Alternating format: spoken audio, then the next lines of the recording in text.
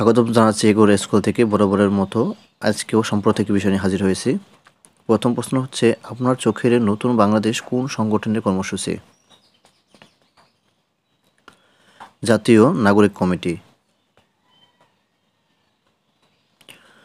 মর্ব ভাষায় নির্মিত প্রথম চলচ্চিত্রের নাম কি?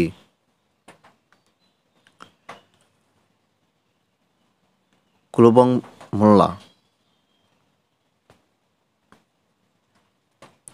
বাংলাদেশের সংবিধানের কোন অনুচ্ছেদে রাষ্ট্রপতির ক্ষমা প্রদানের ক্ষমতা রয়েছে? এটা হচ্ছে ৪৯ অনুচ্ছেদে। টিসিবি এর পূর্ণরূপ কি? Trending corporation of Bangladesh. রাজধানী মহানগর সরকারের সুপারিশ করেছে কোন কমিশন? জনপ্রশাসন সংস্কার কমিশন। কাটিমন কি? কাটিমন হচ্ছে উন্নত জাতের আম। রূপসা নদী কোন জেলায় অবস্থিত? রূপসা নদী অবস্থিত খুলনা। চীনা কৃত্রিম বুদ্ধিমত্তা বিষয়ক কোম্পানি ডিপসিক প্রতিযোগিতায় টেক্কা দিতে ওপেন এআই চালু করেছে ডিপ রিসার্চ। সিআইএ কোন দেশের গোয়েন্দা সংস্থা? এটা হচ্ছে যুক্তরাষ্ট্র। চাঁদে অবতরণকারী দেশ হিসেবে ভারতের অবস্থান কত? ভারতের অবস্থান হচ্ছে চতুর্থ। ২১শে পদক ২০২৫ লাভ করেছে কতজন ব্যক্তি ও প্রতিষ্ঠান? ১৪ জন ব্যক্তি ও একটি প্রতিষ্ঠান।